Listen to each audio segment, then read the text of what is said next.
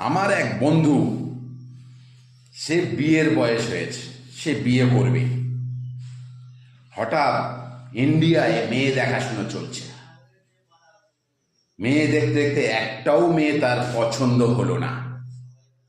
হঠাৎ করে ফেসবুক মেসেঞ্জারে তার একটা চায়নার মেয়ের সঙ্গে তার আলাপ হয়েছে। আলাপ হতে হতে সে চায়নাতে গিয়ে মেয়েটাকে বিয়ে করেছে। তারপর কিছুদিন সংসার করলো।